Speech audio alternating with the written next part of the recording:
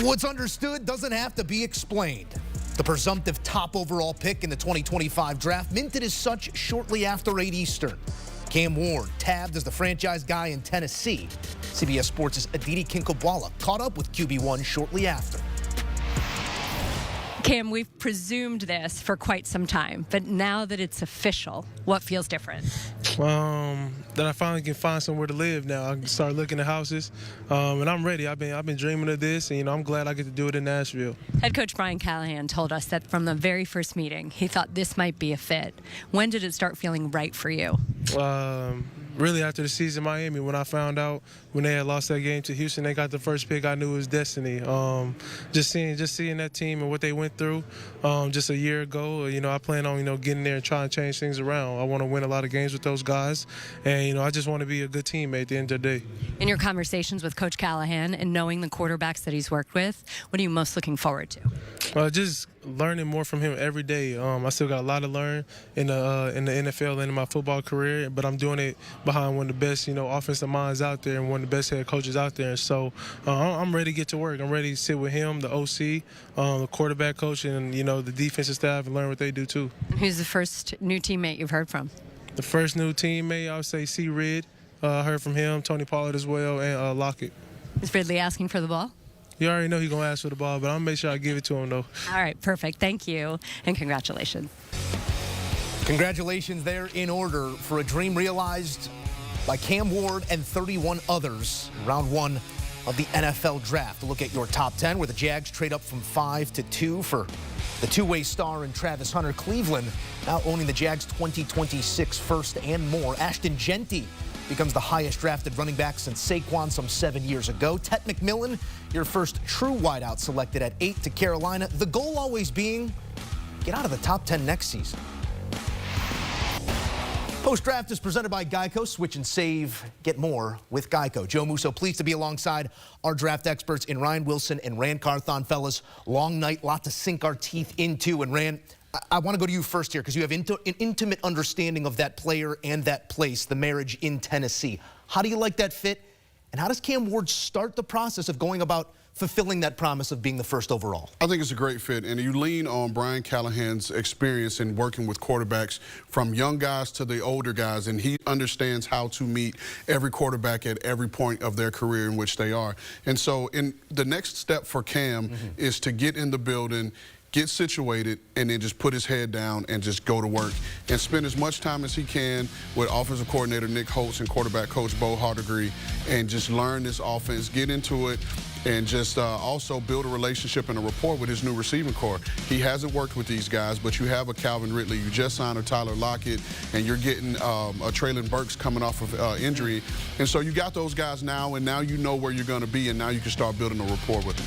Hey, Ray, let me ask you this. What's the biggest pitfall you want to avoid for a young quarterback? Because Cam has had success everywhere he's gone, like many young quarterbacks coming into the league, and it's going to be a different animal like it is for every quarterback coming into the league. And what do you need to guard against, not so much in OTAs or maybe even training camp, but once the preseason and the regular season starts? Just overload with information. You don't want to overload them with information because there's going to be a lot to process anyway. And then the other trick to it is teaching him how to take the verbiage from his previous system and how to marry it with the current system, so there's a language there that you can help speak with him, and then also sprinkle in some things that are comfortable for him. And that's how Brian Callahan minds work. So I think it'll be a good marriage for those guys. Information and expectations certainly at 1. Ryan Wilson, we had him at 1 for a while now, but as it is cemented there, and you take a look at Ward in that offense, the development, where does he need to grow fastest soonest?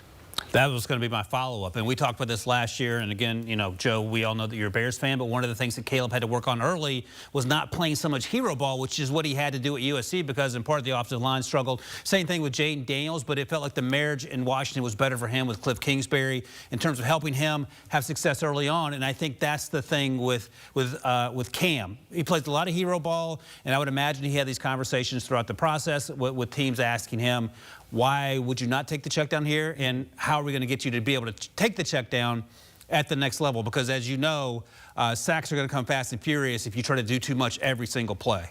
It became immediately apparent after that first overall pick that we were in store for some wheeling and dealing here in this first round as well, where The Jags trade up to 2 and land one man that plays as 2. How do we like this deal for both parties involved? Because, yes, you get the two-way star in Jacksonville. You pay a pretty penny. The Browns now positioned nicely with an extra first next year as well, Ryan. When you saw this trade on the surface, one that we heard mumblings of leading up to the draft, does it feel like there's a winner one way or the other, or both teams walk out feeling good about their side? I think both teams win, but they win at different times, if that makes sense. And by that, I mean that I give Andrew Berry a ton of credit because there was certainly probably a lot of pressure on him because Travis Hunter is the #1 player on my big board, and I don't think that's a controversial thing to say. But the other thing, Rand, is that James Gladstone, the new GM in Jacksonville, gave up a first-round pick in addition to the second and a fourth this year to go 4 spots, and that feels rich unless you hit on Travis Hunter and you think he's going to be who you expect him to be. Yeah, and I agree with you. I think both teams walk away feeling great about what they've done tonight. James Gladstone steps in and you shoot your shot. Yeah. You go and get a guy that you truly coveted. And in a market like Jacksonville, which is seen as a lower market team, you get one of the most exciting players that have come into this draft in recent time. And now you have that to promote there. And then if you're Cleveland, you still sit at 5 and get a premium player for you and your defense to move forward, and you get the picks not only this year, but you get the picks next year as well. Right. How do you put a price on something that we haven't seen in a very long time? And we saw the price of it there as Jacksonville moves up to 2, Cleveland moves back, maximizes some of that future compensation. But the Jags got a nice piece there, whether they want to help out that defense, that pass defense that ranked near the bottom of the league last season, or roll them out there next to BTJ and get things going offensively. It's going to be exciting in Duval. The Giants, meantime, had the night they wanted to, kind of drew it up this way. You get best available there at 3, you get back into the first and draft what could be the quarterback of the future. How do you don't have to put a grade on it, but how do they grade out in your eyes tonight? This has to be a glowing success. It's like we talked about this. We talked about this off camera, and if you were the New York Giants, you walk out of here with the pass rusher that you covered it, and that may have been the #1 player on their board. And then you move back into 2, you quiet the questions about the quarterback of the future, and you're able to get that. We've talked about it forever, it feels like, knowing that they were there at 34 and the possibilities of them moving back into the bottom of 1 to get a quarterback, and that's what they did. All right, we don't want to get too far out in front of the story here, but they now have an interesting quarterback rooms on their hands, certainly with a couple of veterans there, Tommy DeVito as well.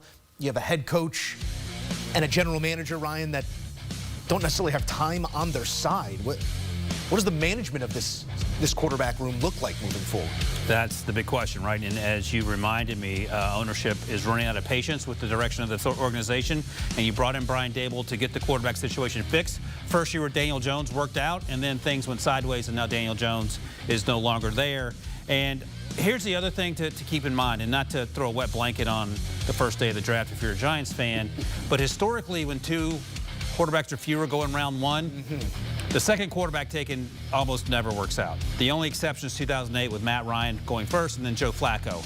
The other quarterbacks that have been drafted since then in a 2-quarterback only first round have been, I don't want to call it cringeworthy, but it's tough to look at in retrospect. So hopefully the Giants can buck the trend with Jaxson Dart, but history is not on their side. It's going to be interesting how they figure that out and develop a young quarterback in Jaxson Dart at the same time playing with that urgency that they need to maintain those jobs. But you see there from Kayvon Thibodeau some excitement coming in from his teammates already there in New York.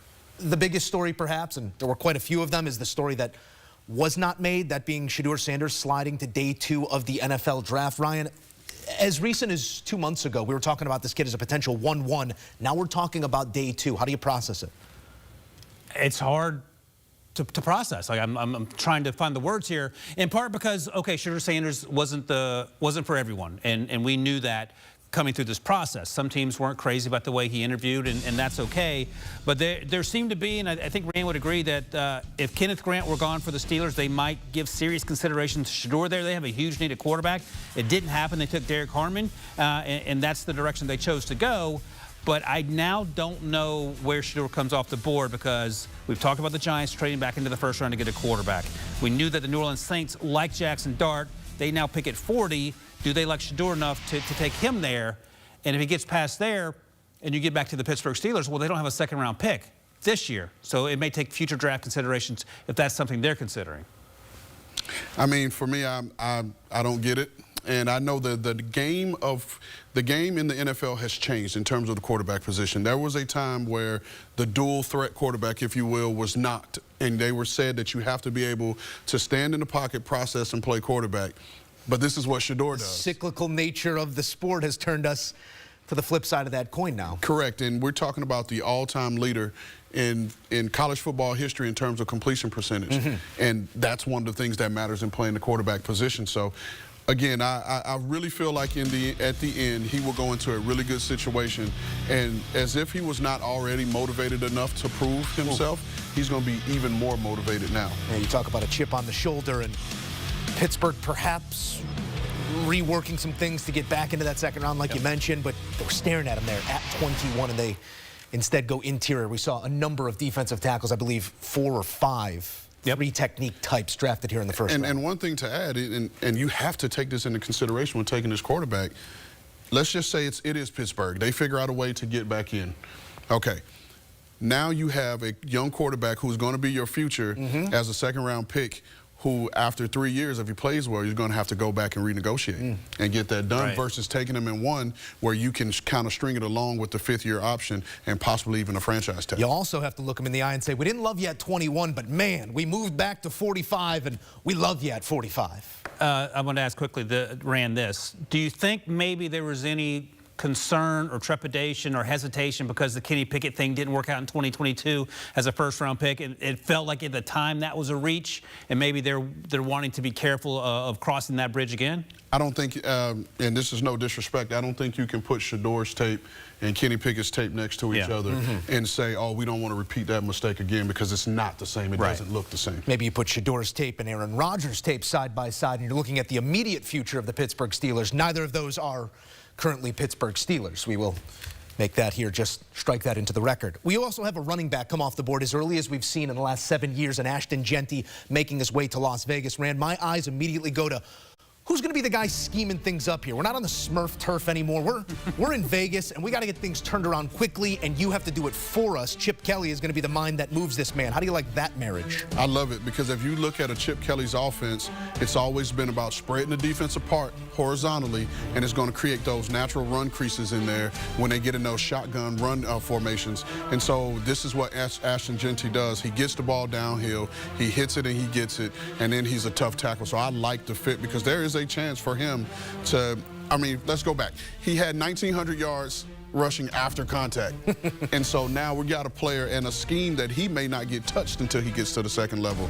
So can you imagine, even if he got half those yards in the NFL, we're looking at a top 10 leading rusher. Is this best case scenario for Ashton Jeanty's future to find his way to Las Vegas? They desperately need help there, and you might say, well, they have needs on defense. Maybe the offensive line could have used some help here. I would just point to last year in the way Brock Bowers played as the 13th overall pick with a suspect quarterback situation, and he was literally one of the best players in the NFL, and that became clear a few months into his rookie campaign. So I think with the addition of Geno Smith, you talked about Chip Kelly, good luck finding someone to motivate players as well as Pete Carroll has done over the entirety of his career. And then Ashton Jeanty, who is a great young man, could not have been more excited about landing in Las Vegas, landing in that program. And it feels like they're not going to win the division, but it feels like they're going to be competitive for the first time in a while. Not long ago, we saw Josh Jacobs put the silver and black on his back and run with that thing.